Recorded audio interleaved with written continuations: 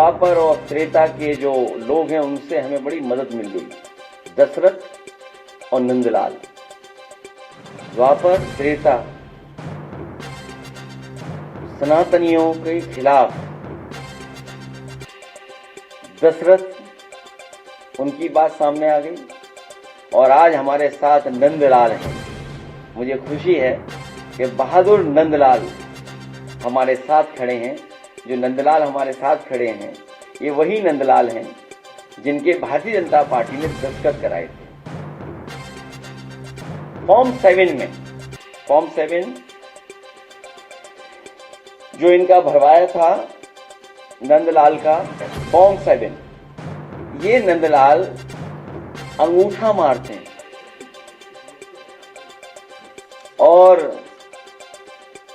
Bharatiya Janata party ने इनके दस्तखत किए हैं। सोचिए दस्तखत में कौन कौन सी धाराएं लगती है अगर किसी के फर्जी दस्तखत कर दो आप, फोर्जरी 420। और पहले से चुनाव आयोग के नियम है, धारा 31, धारा 32, 31, 32, 31 भी लागू। आइए आगे से खड़े जाओ। ये नंदलाल हैं।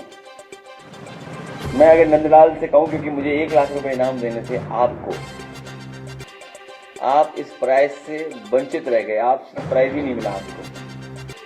वही प्राइज जो आपको देना था मुझे, वही प्राइज मैंने इनको दिया। 1 लाख रुपए हम लोग इनकी बहादुरी के लिए और इन्होंने जो लोकतंत्र बचाया उसके लिए और जो सच्चाई हम लोगों के लिए सामने लाए।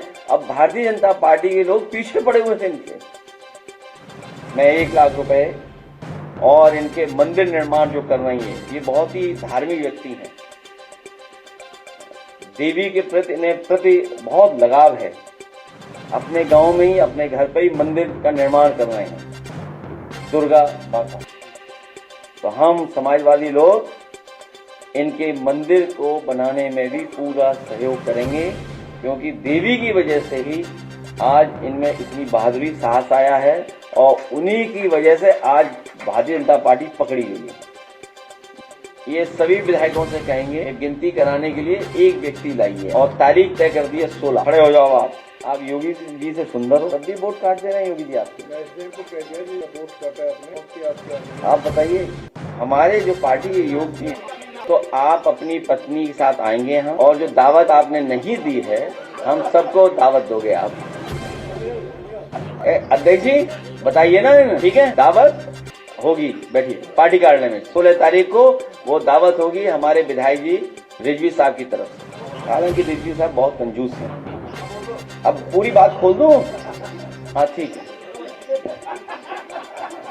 नहीं होगा, खाना होगा उस दिन 16 तारीख को। हाँ, पत्नी जब आएंगी तो उनकी तस्वीर अपने आप खींच देंगे लोग। एक विधायक बताइए, रिजवी इतने सीनियर हमारे, इनकी पत्नी का भी वोट कार्ड आया भी नहीं हो कुछ कारण। तो सोचिए, जब आप डिजिटल इंडिया की बात कर रहे हैं, आप विकसित भारत की बात कर रहे हैं, पूरा भारत का बजट आपने मल्टीनेशनल कंपनियां 5% लोगों के लिए बनाया हो, पूरा का पूरा अमेरिका को कैसे साथ देंगे, यूरोप को कैसे आगे कारोबार बढ़ाएंगे, या अन्य देशों में जो चीजें उनको उनके लिए बजट बना रहे हो। दिन भर आप डिजिटल इंडिया, दिन भर आप स्किल, दिन भर आप डिजिटल इंफ्रास्ट्रक्चर की बात करते हैं। उसके बाद जो आपने सिस्टम लगाया, जो व्यवस्था बनाई है, जो इलेक्शन कमीशन को कंपनियां हायर की हैं, किसका ऐप है, किसका सॉफ्टवेयर है, कौन मैपिंग कर रहा है, कौन अनमैपिंग कर रहा है, आखिरकार उनकी बैक ऑफिस कौन मदद कर रहा है? कोई तो है जो बैक ऑफिस में भारतीय जनता पार्टी के सारे पे काम कर रहा है। उसी के कारण तो फॉर्म 7 आ रहे हैं। इसलिए हमारी मांग है, जो हमारे नंदलाल जी हम लोग सामने ले आए, 16 को और लोग लेके आएंगे, फॉर्म 7 भरवाना बंद करे चुनाव है। क्योंकि जब आपने पूरी एक्सरसाइज कर ली है तो फॉर्म 7 तो बंद होना चाहिए, फॉर्म 6 होना चाहिए। फॉर्म 7